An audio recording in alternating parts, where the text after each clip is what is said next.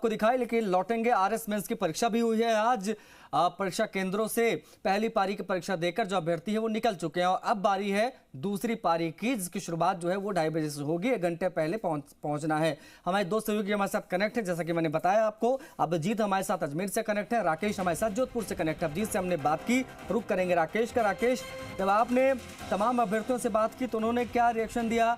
सबसे बड़ी चीज ये कि जो कड़ाई बरती गई है, जिस प्रकार से बेहतर तरीके से एग्जाम हो, इसके लिए सुरक्षा व्यवस्था चाक चौबंद की गई, क्या इन सब की वजह से स्ट्रगल भी करना पड़ा है तमाम अभ्यर्थियों को, या कोई ऐसी दिक्कत नहीं हुई? प्रॉपर तरीके से एग्जाम दिया गया है और सभी प्रॉपर तरीके से ही बाहर आए एग्जाम देकर, कोई दिक्कत नहीं हुई किसी को?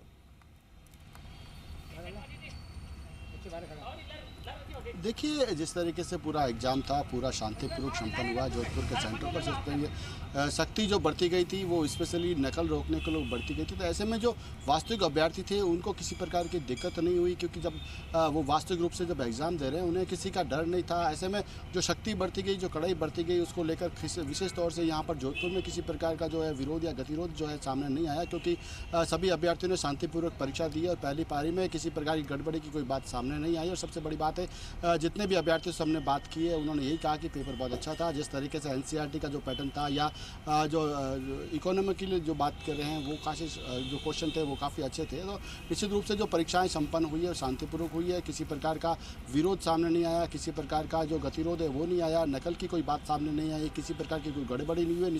पूरी तरीके से शांतिपूर्वक ये परीक्षा संपन्न हुई। अब जब है दूसरी पारी के लिए जो है तो अभ्यर्थी जो है वो इस पारी को एग्जाम के लिए तैयारी करने के लिए निश्चित रूप से सब बाहर निकल चुके हैं और कुछ देर बाद आधे घंटे के बाद विश्राम के बाद उन्हें वापस प्रवेश करना है। तो ऐसे में अभ्यर्थी सभी यहाँ से जा चुके हैं। और सबसे बड़ी बात कि ये पूरी परीक्षा जो नकल माफिया को लगाम कसने के लिए जो यहाँ दावे किए गए थे वो पूरी तरह से सार्थक होते नजर आए। किसी प्रकार की कोई गड़बड़ी जोधपुर के सेंटर से सामने नहीं आई है निकलकर अब तक की बात। ठीक है राकेश।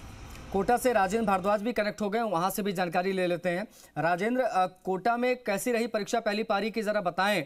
अभ्यर्थियों के क्या रिएक्शन आए पहली पारी की परीक्षा के बाद में? जो केंद्र यहाँ बनाए गए थे वहां से जब निकले अभ्यर्थी पहली पारी की परीक्षा देकर, तो क्या प्रतिक्रिया रही उनकी? कैसी इंतजाम, कैसी तैयारी आपने देखी, वो भी बताएं।